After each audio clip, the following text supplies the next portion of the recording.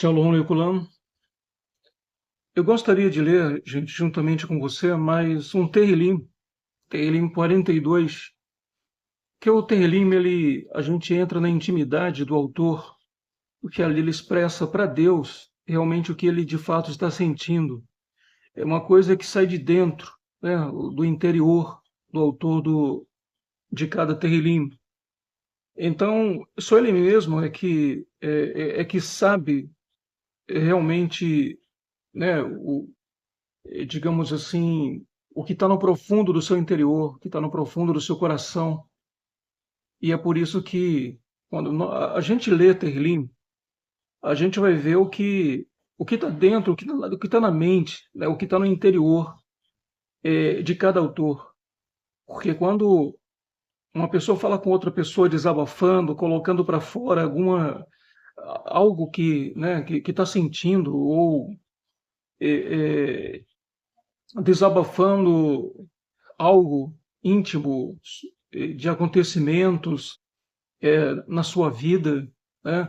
Você sabe que talvez, né, não seja igual, né, a forma que se expressa quando se fala com Deus, porque quando você fala com uma pessoa, desabafa com uma pessoa, eu acredito que é diferente de quando você fala com Deus, desabafa com Deus, né? É por isso que o autor de um dos Terrilim, ele falava que 3 vezes ao dia ele fazia tefilá a Deus. É por isso que Daniel também, ele diariamente ele abria a sua janela, ele se voltava para Jerusalém e ele fazia prece 3 vezes ao dia. Ele se inclinava para Deus e rezava 3 vezes ao dia, né? Então, eu acredito que um desabafo para Deus, digamos assim, é mais profundo do que um desabafo para um ser humano, né? E às vezes a pessoa vai desabafar para um outro ser humano, começa a chorar, começa, né? É, e coloca para fora o que está dentro de si, né? Quer colocar para fora o que está sentindo, né? Algo que está preso, mas quando se fala para Deus, eu acredito que se fala de uma forma diferente. Eu acredito que a forma de falar com o Criador é diferente da forma que se fala com o ser humano. É por isso que eu chamo você para entrar no interior, é, no, no interior, no profundo, né, do ser do autor de Terrilim. Porque somente lendo realmente o Terrilim e observando cada uma de suas expressões é que a gente observa o que ele está sentindo, né? E às vezes você lendo o restante, né, de cada sefer do nosso Tanar, do nosso livro sagrado, a gente vê, digamos assim, por fora, a gente vê de uma forma narrada por alguém os seus atos, das suas atitudes, né? Mas ele mesmo falando é diferente, né? Porque em Terrilim a gente não vê alguém falando, né, as atitudes, por exemplo, as atitudes de David, a- a- a- as atitudes em Terrilim a gente não observa alguém falando sobre as atitudes de Moshe, né?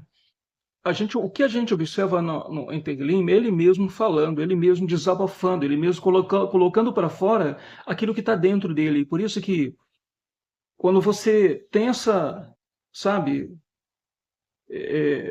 como David Meller, ele podia, como ele era rei, ele poderia se engrandecer e dizer assim, eu sou rei, eu nada de, sabe, aquela, digamos assim, de estar fazendo tefilá, de estar fazendo minhas preces. Eu não tenho tempo para isso, não, mas acontecesse o que acontecesse, ele fazia tefilá 3 vezes ao dia. E ele era um rei, tá bom, gente? Ele era rei.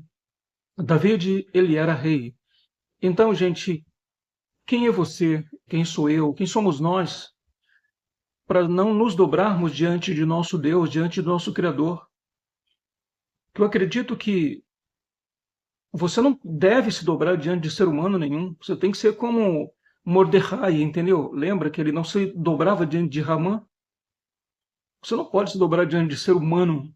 Você tem que se dobrar diante de Deus. Aí sim, você tem que se quebrantar, você tem que, sabe, se ajoelhar, você tem que, entendeu? Eu faço minha tefilá de pé, mas também, às vezes, eu prefiro me ajoelhar perante o meu Rei, o meu Deus, o meu Criador, aquele que me fez, o Supremo Espírito que criou tudo, né, que existe, né? Porque Deus é Espírito, né? Então a gente não deve se dobrar diante dos nossos problemas. E às vezes nós achamos que nós temos problemas, ou seja, que os nossos problemas são grandes, enquanto a gente não conhece os problemas de outras pessoas, que a gente aparentemente acha que não tem problemas. Porque realmente existem pessoas que se comportam como se não tivessem problemas, ou se como se seus problemas também fossem poucos diante dos problemas que a gente tem, não é isso? E quando você se aproxima da pessoa, faz amizade com a pessoa, é que você vai descobrir que aquela pessoa tem um problema bem maior que o seu, bem maior que o teu. E aí é onde você não é, digamos assim, se edificar com a miséria, com a desgraça de ninguém, não, mas comparar uma situação com a outra e ver realmente por que que eu estou reclamando da minha situação, porque realmente se eu for olhar para os meus problemas, os problemas daquela pessoa são bem maiores que os meus e ela não está se comportando como eu me comporto, não é isso? Às vezes você se abate, às vezes você se angustia, porque você olha as pessoas assim por fora. Então você não vai conhecer ninguém com base naquilo que a outra pessoa fala. Nós nunca conhecemos ninguém, nós nunca conheceremos uma outra pessoa com base em relato de outras, né? Porque senão realmente a polícia não precisava nem investigar, né? A polícia tem olhos próprios, ouvidos próprios, e a polícia exige de si própria, ela mesma vem investigar e ver realmente se é aquilo ou se é boato apenas, né? Então a gente, se é difamação, se é calúnia, né? Então a justiça ela tem um cuidado muito grande. Então nós, às vezes, né, é, nós, às vezes, nós temos que ter essa cautela, a cautela que tem a justiça. E a justiça é o quê? Uma instituição civil, é isso? Não é uma instituição religiosa, uma instituição civil. E como é que uma instituição civil é mais cautelosa? Não vai pelo que falam, não vai pelo que dizem, né? Mas ela mesma, ela quer ver, ela quer ouvir. A justiça vai investigar, vai procurar ver direitinho se é realmente o que estão falando, o que estão dizendo, ou se é boato, ou se é, digamos assim, ou seja, se é calúnia, não é isso, gente? Então, nós não podemos olhar uma pessoa que está aparentemente feliz e achar que aquilo de fato é felicidade, né? Porque às vezes realmente a pessoa é aparentemente feliz, mas chora no banheiro, chora sem ninguém saber. Eu me lembro do relato do dono de uma indústria de açúcar e álcool, que ele muito rico mesmo, né? Dono de açúcar, dono de uma indústria de açúcar e álcool, né? Exportando muito, vendendo muito. Mas houve digamos assim, um momento que as pessoas achavam, olha que felicidade, baita de carro, andando de avião, viajando para os Estados Unidos, viajando para outros países, né? Aparentemente feliz, porque todo mundo olha, um grande empresário, né? Empresário de uma grande indústria, tem muito dinheiro, tem muitos recursos financeiros, tem opção para, né, para ir para onde bem quiser, né? Viajar o mundo inteiro, porque tem dinheiro, então tem felicidade. É. Até que isso aconteceu na minha terra, usando a Cansanção de Senibu. O dono dessa indústria de açúcar e álcool atirou na própria cabeça e se matou. Então vem a pergunta, pô, ele era realmente feliz, né? Ele era realmente feliz? Se ele era feliz, por que que se matou? Por que tirou a própria vida, né? E depois, é claro, ficou sabendo que estava devendo muito, né? Que a indústria estava endividada, e tinha medo de entrar em falência, mas depois que ele se matou, os filhos continuaram, né, com a fábrica de açúcar e álcool durante anos e anos, né? Então ele se precipitou, ele tirou a própria vida, então ele não era feliz. Talvez essas viagens que ele fazia exatamente porque não se sentia feliz, ele queria, digamos assim, é, é, é, se distrair um pouco diante de todos os problemas que ele tinha e as pessoas achavam que ia ali somente para curtir. Então, às vezes a situação de muitas das pessoas que você conhece, mas não conhece no profundo, são pessoas que aparentemente são felizes e realmente um sorriso, ele significa duas coisas, né? Ou você está realmente feliz, ou você está tentando esconder uma tristeza profunda, um esconder problemas, mascarar problemas e às vezes problemas graves na tua vida, não é isso? Então tem pessoas que sabem fazer isso de uma forma que qualquer pessoa ah, que olhar vai dizer, essa pessoa é feliz, essa pessoa é 100% feliz. E não há ninguém 100% feliz e não há ninguém 100% infeliz, né? Então você tem momentos da sua vida que você é feliz e há momentos que surgem problemas que te abatem, que te entristecem, né? E tem pessoas que passam mais tempo feliz do que triste e outras pessoas que passam um tempo mais tristes do que felizes, porque às vezes tem mais problemas do que umas têm mais problemas que as outras, não é isso? Então, que esse Terrilim que nós iremos ler, que eu convido você para ler juntos, né, possa fazer com que você entenda que essa pessoa, autor desse Terrilim, era um homem de Deus como você. Era uma pessoa de Deus como você. Era uma pessoa que vivia voltada para Deus. Mas, se a gente lê a história de Abraão, Abraão teve problemas. David teve problemas. Moshe teve problemas, né? Mas, quando a gente chega em um ponto insuportável, Deus se manifesta e nos dá o livramento quando nós o buscamos de todo o nosso coração. Como o Devarim fala, né? Tem um passuco lá que fala que buscareis e o achareis, né? Quando o buscardes de todo o vosso coração. Então, chega um momento que não dá mais para suportar e Deus vai lá e se manifesta e dá o livramento e vem um refrigério, vem, digamos assim, um alívio de toda aquela situação. Então, nós iremos conviver com problemas. Nós sempre iremos ter problemas. Hoje está um problema, existe um problema e temos que resolver esse problema e resolvemos. Deus nos dá orientação, Deus nos dá inteligência para resolver e nós resolvemos os problemas. Mas futuramente vai surgir um outro problema e a gente tem que estar preparado para resolver também esses problemas, sem achar que somos as únicas pessoas na face da Terra que temos problemas e que a pessoa que está sorrindo, que a pessoa que está brincando, ela é realmente que ela é feliz e não tem problemas. Então, quantas pessoas, né, que aparentemente são felizes e na verdade têm problemas piores que os seus, entendeu? Então, nós não iremos viver sem problemas, nem também vamos permanecer com aquele mesmo problemas para sempre, né?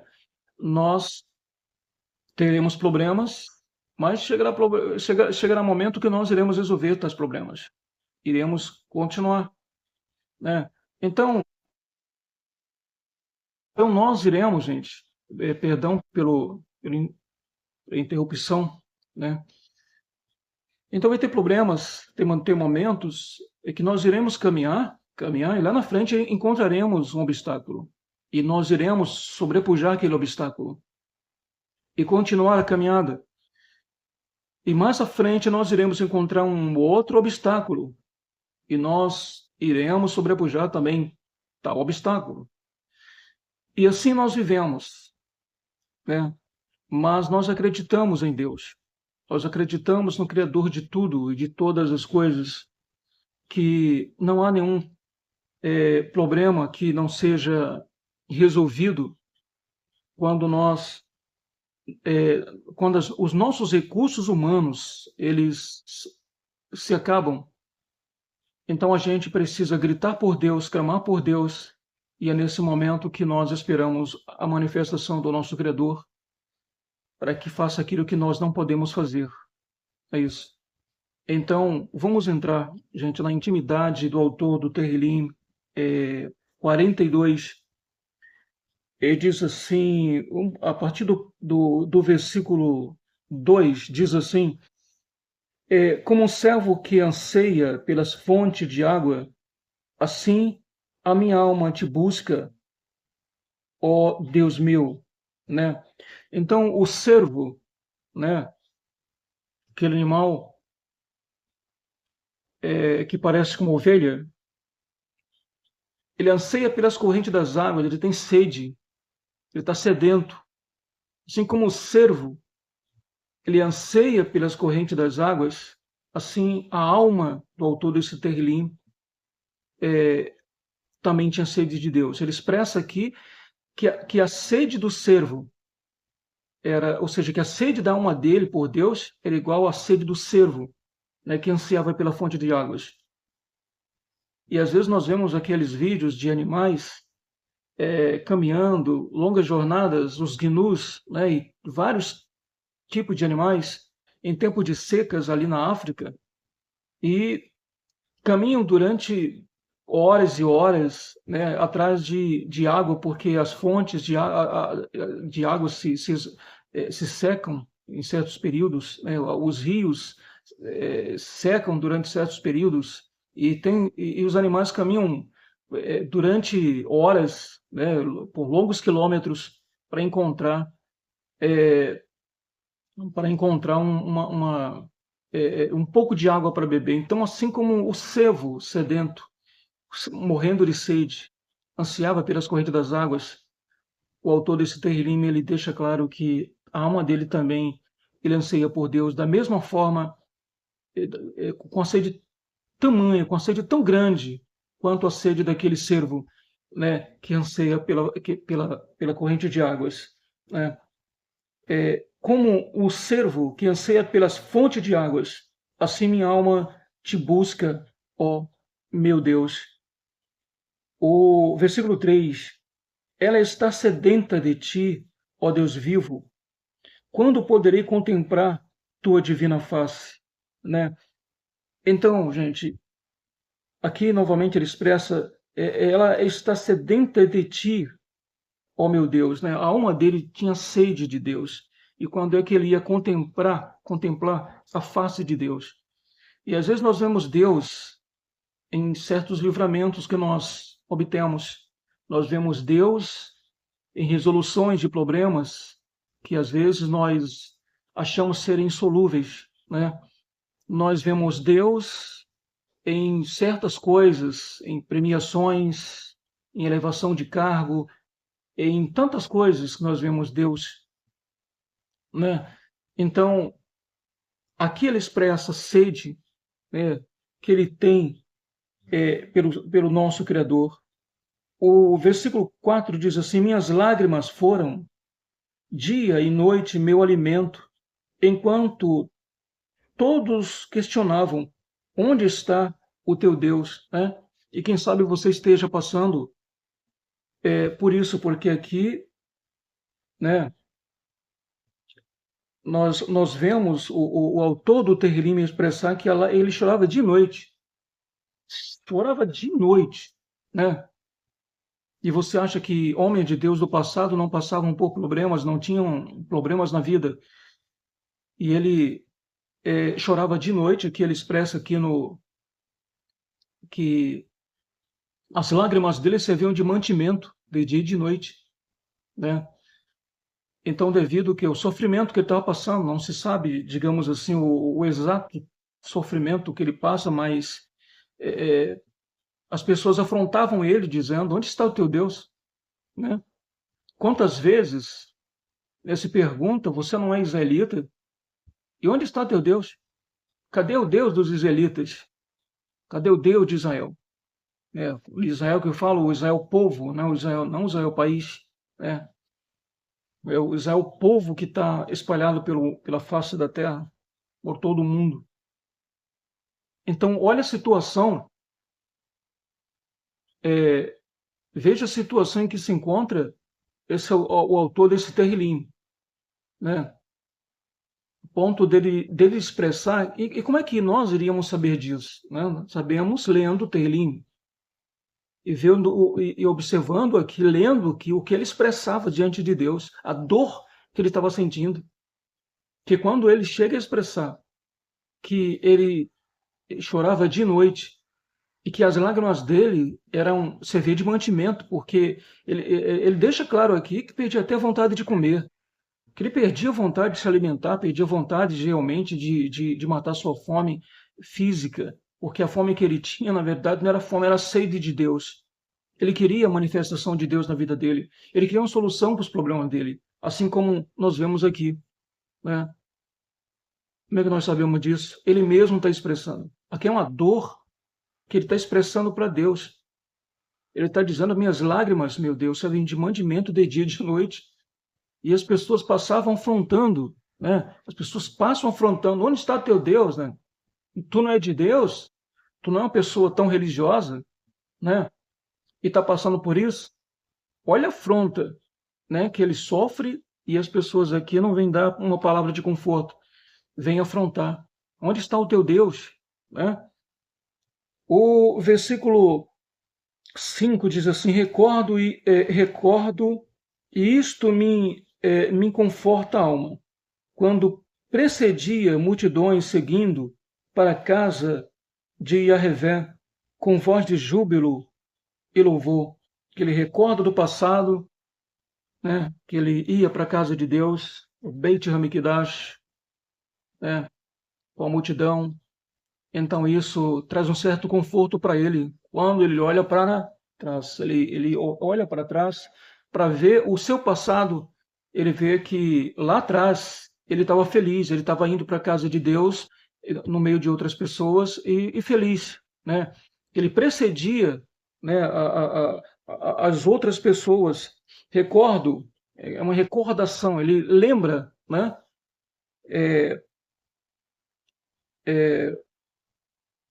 é, e isto me conforta a alma, né? Quando ele recorda, faz um recordo, ele olha para trás e ele lembra, né, dos momentos bons que ele passava, que estava passando, ele sente a alma dele confortada, né?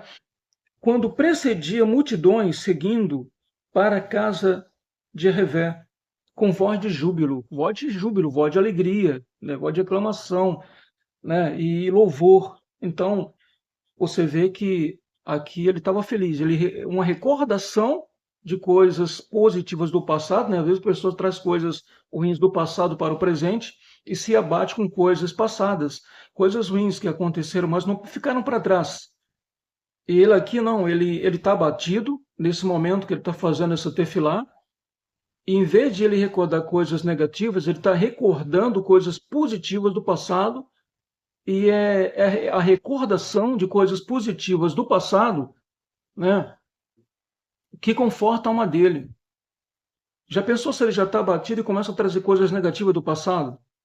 Não. Aqui mostra, no versículo 5, que ele está abatido, mas ele se conforta, a alma dele se conforta quando ele começa a trazer coisas positivas do passado, né? Ele para pensar, digamos assim, e vai lá para o passado, lembrando de coisas boas que tinham acontecido na vida dele, como ele era feliz indo para a casa de Deus, né, para o Beit HaMikdash, e precedia a multidão, indo com louvor, né, é, a casa do nosso Criador.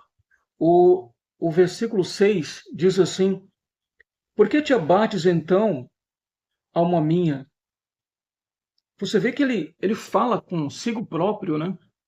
E, e às vezes você tem que fazer assim, né?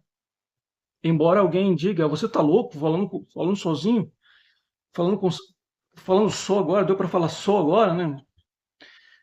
E às vezes você tem que ir para frente do espelho, ou não precisa do espelho, você falar consigo próprio, porque estás abatido a minha alma. Existem pessoas com problemas piores que o seu. Por que estás abatido a minha alma? Existem pessoas em condições piores. Por que estás abatido, minha alma? Então, se você compara os teus problemas, né? E aqui ele fazia essa pergunta para a própria alma dele, né? Ele falava consigo mesmo, né? Por que te abates, então, alma minha? Por que te angustias? Por que angustias o meu ser, né? Aqui ele revela também uma angústia no ser dele. Então, os problemas desse autor de Tehillim era tantos, né, que ele estava angustiado, né? Porque ele fala com a alma dele, porque estás abatida, ó minha alma, e por que te angustias dentro de mim? Por que estão angustiadas dentro de mim? Por que estás tão angustiadas assim, ó minha alma, né? Ele faz essa pergunta, ele fala consigo mesmo, né? Aí ele mesmo o conforta, dizendo assim: espera em Deus, pois ainda hei de louvá-lo por sua presença salvadora, quer dizer, ele tem esperança. É por isso que você não tem que perder a esperança, né? Porque o autor de Tehillim, ele diz: por que estás abatido, minha alma? Por que estás abatida? Por que estás angustiada dentro de mim? Por quê? Espera em Deus. Espera em Deus, pois ainda o louvarei. Eu ainda o louvarei. Quer dizer, ele tem esperança de que isso vai passar. Ele tem esperança de que a situação na qual ele se encontra, né, vai passar, né, é uma coisa que vai ficar no passado. Então você vê que o autor desse Tehillim, ele mesmo abatido, mesmo aqui angustiado, ele recorda de coisas passadas boas. Tem até o ditado que você não tem que olhar para trás, então temos que olhar para trás sim, né? Você vê que Pessa é uma Hag, né? Uma festa que nós olhamos para trás, nós lembramos do passado, para a gente ver. Ontem éramos escravos, hoje nós somos um povo livre, né? Então temos que olhar para o passado. E o autor de Tehillim também olha para o passado, ele olha para trás e vê que o presente dele, né, mesmo estando naquela situação, vai melhorar, né? Ele olha para o passado, ele se conforta, ele diz: ontem estava melhor do que hoje, né? Que eu ia para a casa de Deus com a multidão, que festejava, tudo mais, né? Depois ele pergunta, fala com a sua própria alma, fala consigo mesmo, dizendo assim: por que estás abatido, minha alma? Por que estás tão angustiadas assim? Por que te angustias? Ele diz assim, e ele dá um incentivo para si próprio, né, para sua alma, dizendo: olha, espera em Deus. Quer dizer, espera em Deus. Então, por isso você precisa de duas coisas: tempo e paciência. Tempo, né? Você tem que esperar. Ismã, tempo, você tem que esperar, né? Você tem que ter esperança, né? Lembra o hino nacional de Israel, né? Hatikiva, a esperança, né? Você tem que tê-la. Você não pode perder a esperança. Quando você está numa situação difícil, se você perder essa esperança, você não vai mais nem para o fundo do poço. Você vai para o fundo do poço, entendeu? Você vai decaindo cada vez mais e você não pode realmente, digamos assim, achar que é a única pessoa que não tem problemas na vida. Porque o autor desse Tehillim, ele revela que tinha problemas e problemas tão grandes que a sua alma estava angustiada. E porque te abates, ó minha alma, porque te angustias dentro de mim, espera em Deus, né? Então ele se conforta a si mesmo. Por que te abates então, alma minha?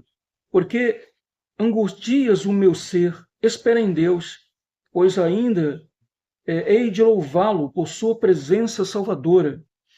O versículo 7 diz assim: meu Deus, esmorecida está a minha alma, e penso em ti na terra do Iarden. Quer dizer, ele revela para Deus que a alma dele está esmorecida, já perdeu a força, né? Minha alma está esmorecida, meu Deus, já perdi minhas forças de tanto clamar, de tanto esperar em Ti, esperar uma solução para os meus problemas, né? Então, esse versículo 7 é um versículo bem interessante. Meu Deus, né? Ele fala, meu Deus, agora ele falou consigo próprio, e agora ele fala com Deus. Ele diz, meu Deus, esmorecida está a minha alma, né? Então, ele fala do profundo do seu ser. Ele grita com sua alma, né? É,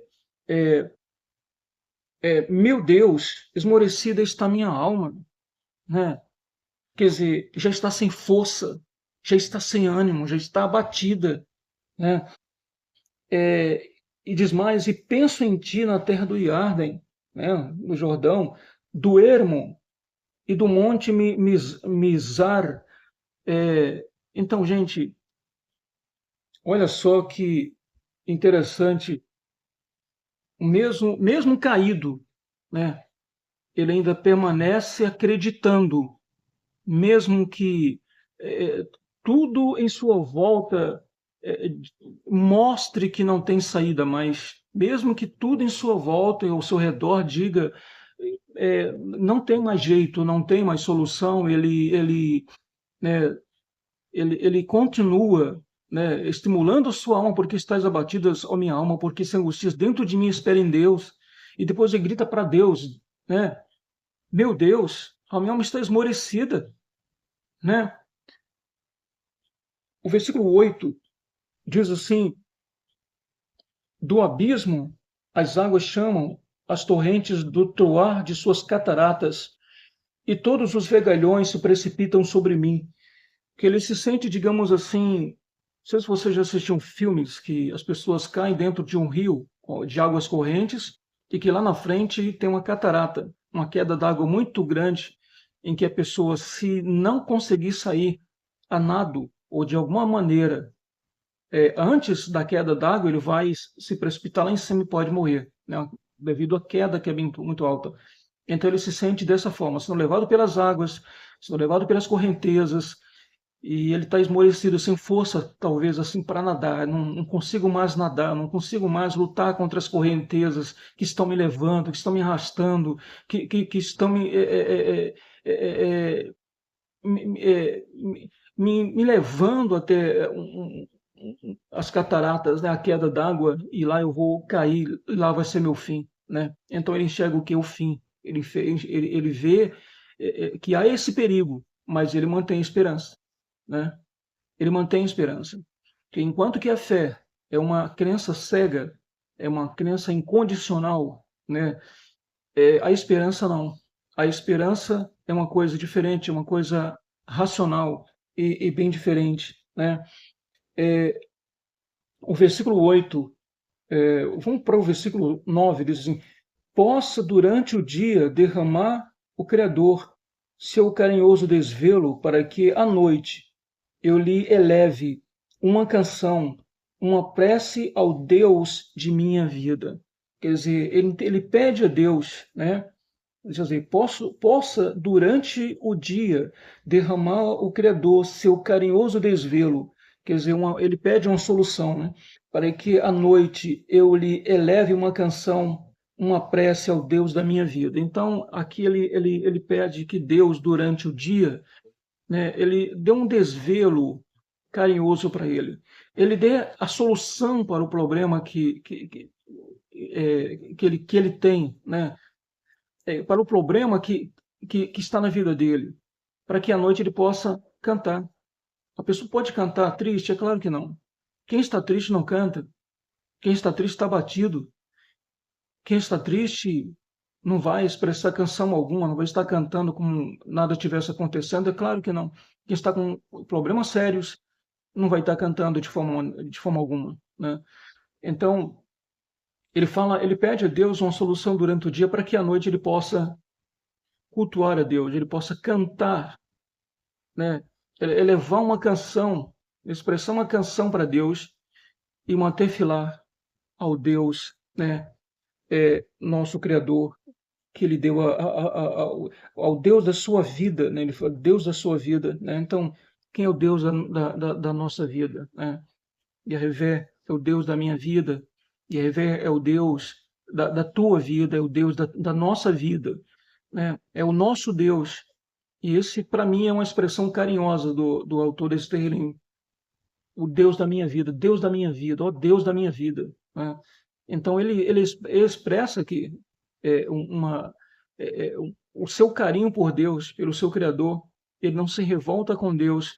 Ele expressa aqui uma esperança, ele manifesta aqui uma esperança, é, pedindo a Deus uma solução durante o dia para que à noite ele possa cantar e dirigir uma tefilá a Deus, né? Dirigir uma prece ao seu Criador. Então, é muito interessante também, muito profundo esse terlim. O versículo 10 diz assim: e eu imploro, Deus, minha rocha, por que me esquecestes? Né? Então, ele aqui expressa, eu te imploro, por que me esquecestes? Ele quer uma resposta. O autor desse terlim quer uma resposta, por que me esqueceste? Eu te imploro, por que me esqueceste? O que foi que eu fiz para me esqueceres desse jeito, dessa maneira, né?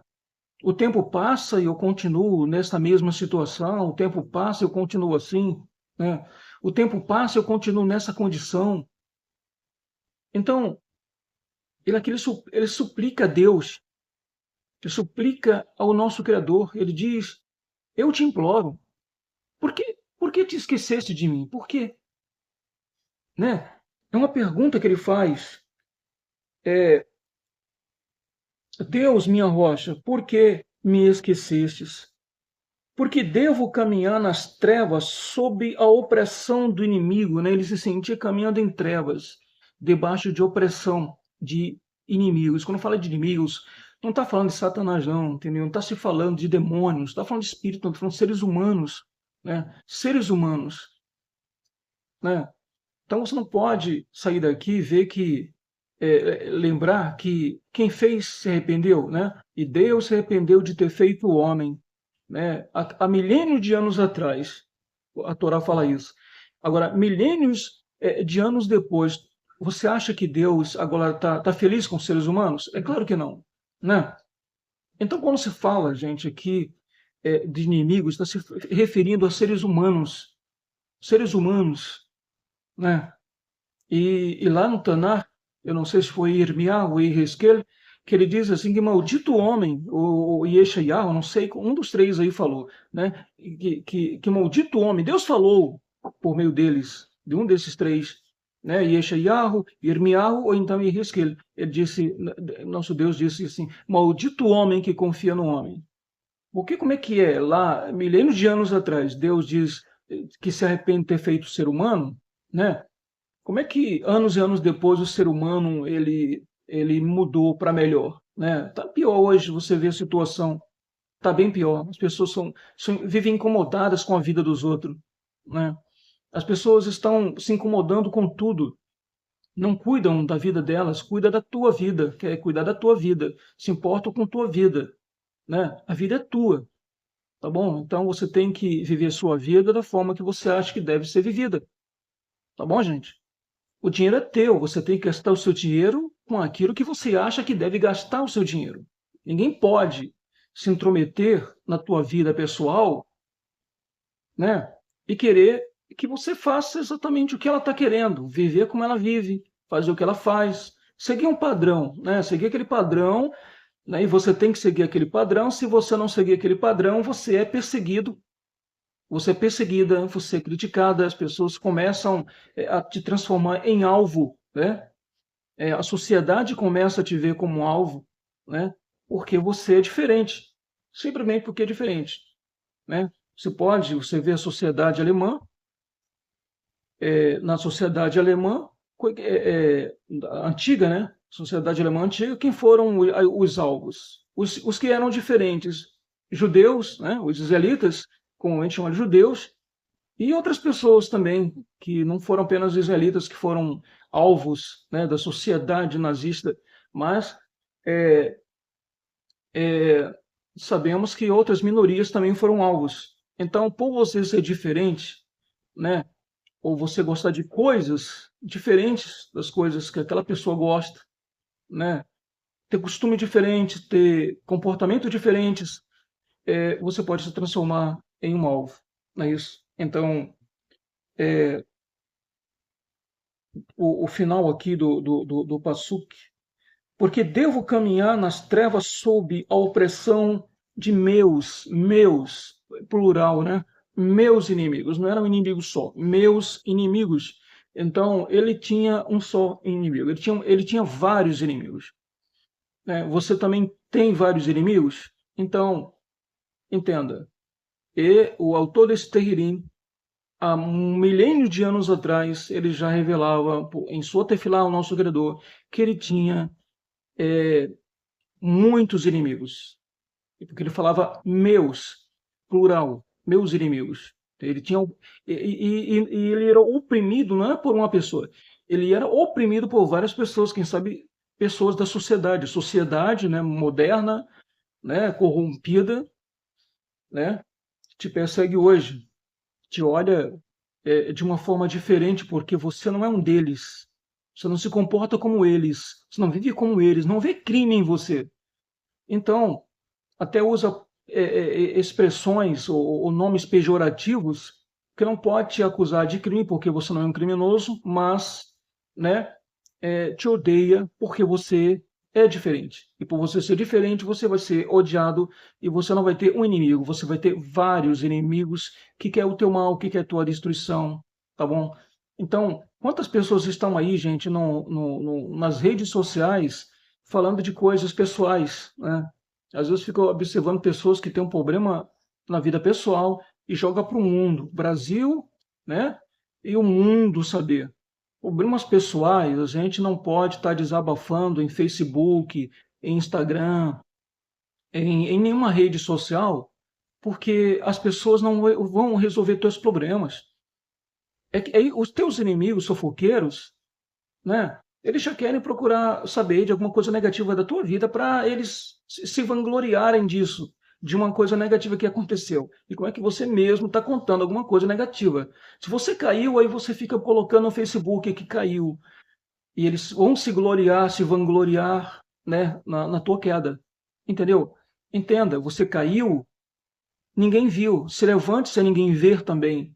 Não precisa falar para o mundo, por meio de redes sociais, que você caiu. Eles não vão resolver o teu problema. Os teus inimigos estão ali de olho. Não está pensando que os teus inimigos te ignoram nas redes sociais, não. Eles estão te olhando, observando, tá bom? Para ver um probleminha, para eles saírem contando entre eles, focando entre eles, se vangloriando da tua queda, do teu mal, que aconteceu alguma coisa negativa na tua vida, botar isso lá em cima, entendeu? Vão dividir entre eles como despojo, entendeu? Então, às vezes eu observo pessoas desabafando nas redes sociais, falando problemas pessoais nas redes sociais. Quer dizer, tu está contando apenas para pessoas comuns, não. Tu está contando para os teus inimigos, falando para eles. Então eles não precisam nem de não precisa nem de um fofoqueiro na tua casa para saber de coisas pessoais suas, porque você já vive falando nas redes sociais. E ele pega isso e sai dividindo, dizendo, sabe o quê? Toma, eu acho é pouco. Gosto de ver assim. São expressões dessa forma que eles falam entre eles, entendeu? Eu acho é pouco, entendeu? Quero ver assim dessa forma, entendeu? Então, se você caiu, não diga nas redes sociais que você caiu, não diga, entendeu? A não ser para alguém da tua comunidade, da tua família, entendeu? Hatsarikim, né? A tua família israelita, que você confia, você quer desabafar, tudo bem, você desabafa.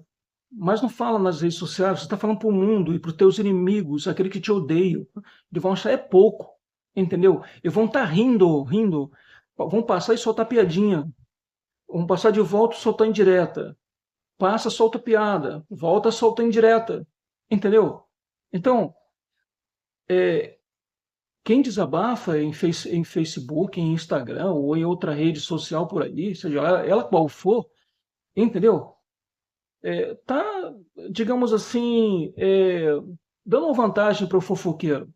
Em vez de fofoqueiro ir lá procurar saber da tua vida e ver isso como uma coisa negativa que ele possa se vangloriar e sair, até modificando o que viu e o que ouviu, Você mesmo está falando que aconteceu, entendeu? Se adoeceu, tem que estar dizendo que está doente, entendeu? A não ser para as pessoas realmente que você confia, que são teus amigos.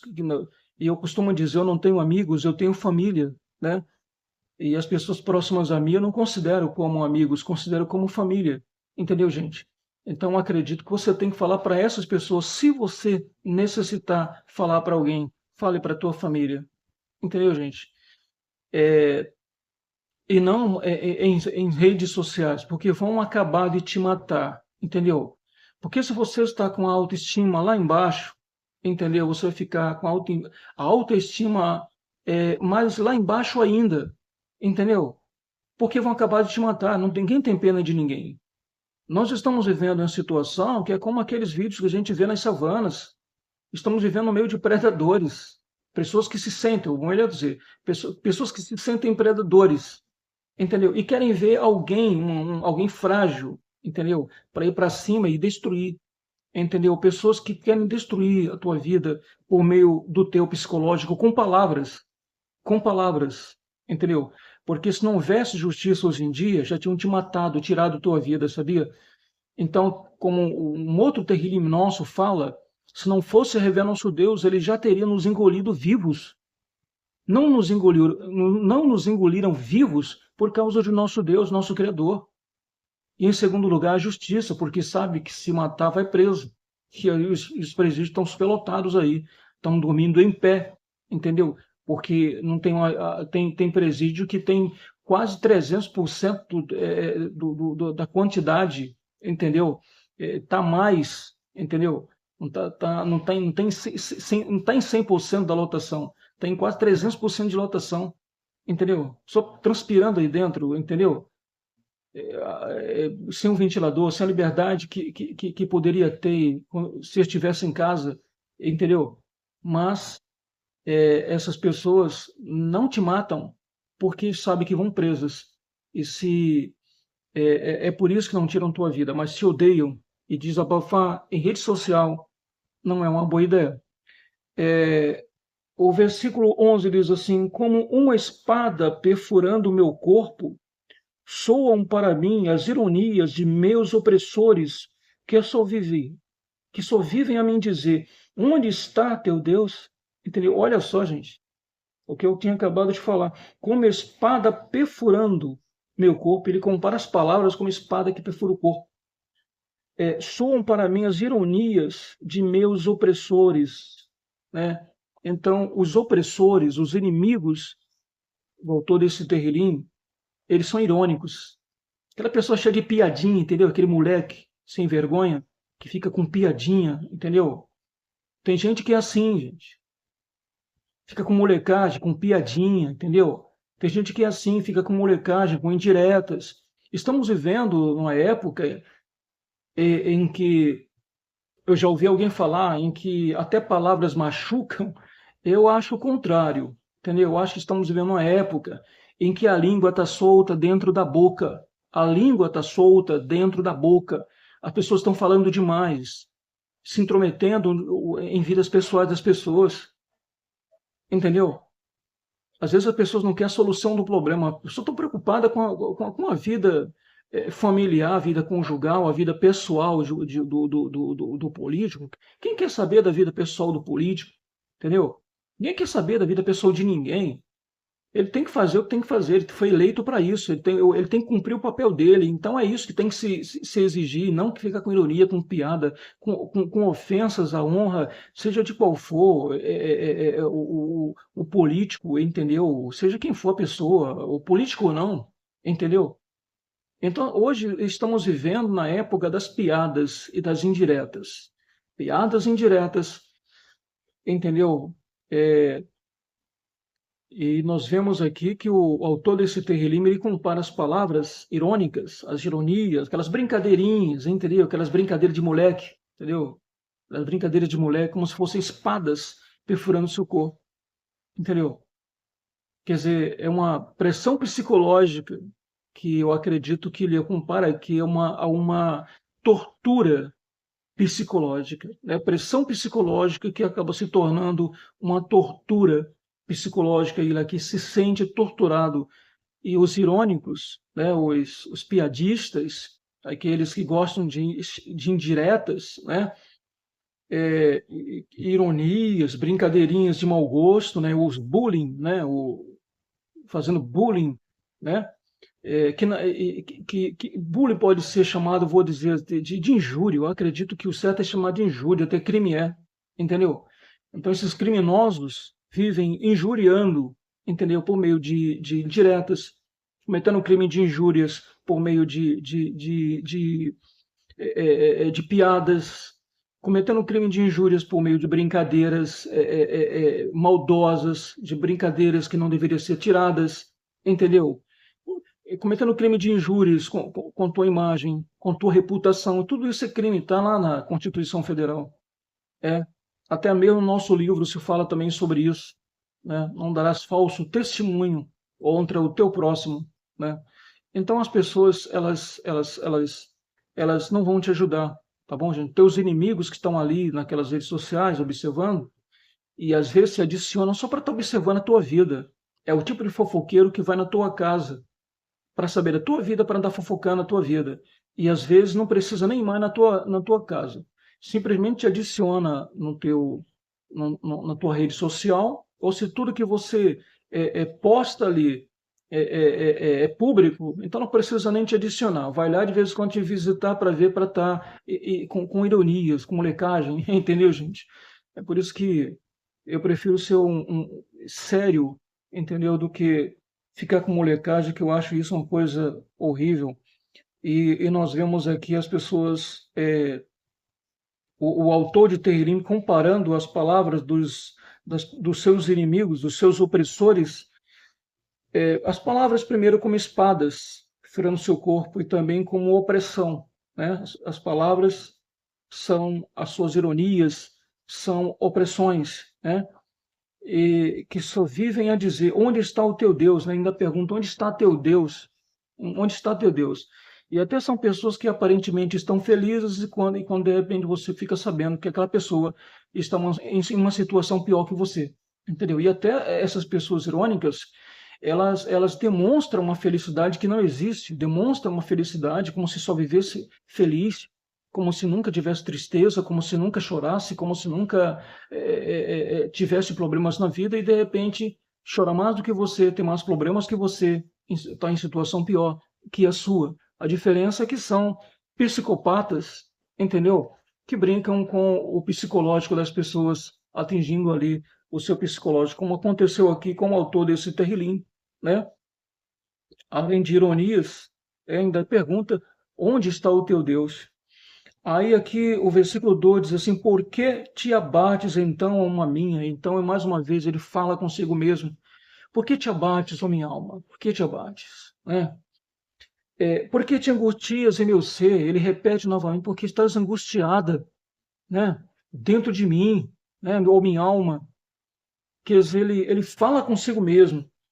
Diz assim: espera em Deus. Ele tem esperança. Veja que ele fala consigo mesmo. Por que te abates então, alma minha? Por que te abates então, alma minha? Por quê? Por que estás abatida desse jeito? Né? Por que te angustias dentro de mim? Por que te angustias dentro de mim? Por quê? Existem pessoas em situações piores. Existem pessoas em condição pior. Por que te abates? Por que te angustias? Então, é o que o autor desse Tehillim, ele revela para nós. Ele está fazendo o quê? Sua prece diante de Deus. E quando a pessoa está fazendo sua prece diante de Deus, ele expressa coisas mais profundas do que aquelas que expressa quando está desabafando com um ser humano, né? Aí ele diz mais: espera em Deus, pois ainda hei de louvá-lo por sua presença salvadora, ó meu Deus, né? Salvadora. Olha só, eu ainda hei de louvá-lo por sua presença salvadora. Quer dizer, ele acredita, mesmo naquela situação, rodeado por inimigos opressores, entendeu? Afetando o seu psicológico, cheio de ironias, oprimindo ele, entendeu? Ele aqui, ele fala que que ainda louvará a Deus, né, e fala de sua presença salvadora. Quer dizer que Deus vai salvá-lo. Ele vê Deus como Salvador. Né, gente? Aquela questão de nós falarmos o que é um Salvador. O Salvador é aquele que salva, né? Que te tira de certas situações, te livra da morte, te livra de situações difíceis, né? Complicadas, como Noah, né? Entrou na arca e quem entrou com ele se salvou, né? Como a família de Yosef, Jacob e o restante do seu o pai de Yosef, né? E Jacob e o restante de seus irmãos e outras pessoas que estavam com ele, que saíram do Egito, ou seja, saíram de Canaã e foi levada para o Egito para escapar da fome, senão teriam morrido de fome em Canaã, no tempo da grande fome que houve naquela região, né? Então, Yosef, Salvador, né? Nós vemos outro Salvador que é o Moshe, quando tirou nossos antepassados do Egito, né? Então, o Salvador para nós é isso, aquele que salva mesmo, aquele que livra, que tira você daquela situação que você não vê saída para aquilo e o Salvador vem te livra daquela situação. Então, ele vê Deus como quem? Como Salvador. Quem é meu Salvador? O nosso Criador. E revela nosso Deus, o nosso Criador, bendito seja Ele. Quem é o teu Salvador? O nosso Criador, bendito seja Ele. Né? Quem é o nosso Salvador? Né? O nosso Criador, aquele que nos fez. Né? No princípio criou Deus os céus e a terra, né? Então, no princípio criou Deus os céus e a terra. Esse é o Deus criador, aquele que criou os céus e a terra e tudo que existe, né, gente? Tudo que existe nos céus e na terra, as coisas visíveis e invisíveis, é nesse Deus que nós acreditamos. O Deus que criou os homens e não Deus que os homens criaram. Então, por que estás abatida? Então, por que te perturbas? Por quê? Então, por que estás angustiada ou angustiado? Espere em Deus, pois você ainda o louvará por sua presença salvadora, porque Ele vai te salvar disso. Ele vai te salvar dessa situação. Ele vai te salvar desse momento difícil no qual você se encontra. Porque estás abatida? Por quê? Por que te angustias? Por quê? Espera em Deus. Espera em Deus. Espera em Deus, pois você ainda o louvará por sua presença salvadora, porque Ele vai te salvar disso. Ele vai te salvar disso. Pode acreditar. Tá bom. Você perca a fé, mas não perca a esperança. A fé é uma crença incondicional, uma crença cega. A esperança não. A esperança não. Você está esperando em Deus. O autor desse terrelim esperava em Deus a solução para os seus problemas. E eu tenho certeza que ele alcançou a solução para os seus problemas. Você também vai continuar esperando em Deus, no seu Criador, naquele que te fez. Tá bom? A solução para esses teus problemas. E a solução para esses teus problemas vai chegar. Vai te alcançar. Tá bom, gente? E você vai receber o livramento. Não importa quantos inimigos você tenha. Não importa quantas pessoas estão torcendo contra. Não importa. Não importa quantas. Que a única torcida que esteja aí seja torcida adversária, gritando que você não vai conseguir. Em vez de dar palavra de incentivo, de apoio, fica gritando que não vai dar certo, que você não vai conseguir, que você não vai. Entendeu? Que você não vai alcançar. Entendeu? Não importa se a torcida torce contra. Não importa quantas pessoas não acreditam em você. Não importa quantas pessoas te abandonaram no momento que você mais precisou dessas pessoas. Não importa. Não importa quantas pessoas já te deixaram, quantas pessoas te evitam falar com você, evitam contato com você. Não importa quantas pessoas. Entendeu? O teu contato tem que ser com o teu Deus, com o teu Criador e com aqueles que nós não chamamos nem de amigos, mas sim de família, não é isso? Porque nós somos uma família. Então, que revela nosso Deus, aquele que faz existir o Criador de tudo e de todos. Ele abençoe grandemente a tua vida. Para você, mulher, Elohim Vareotar. Para você, homem, Elohim Vareotirá. Deus te abençoe e te dê o livramento que você almeja, o livramento que você precisa.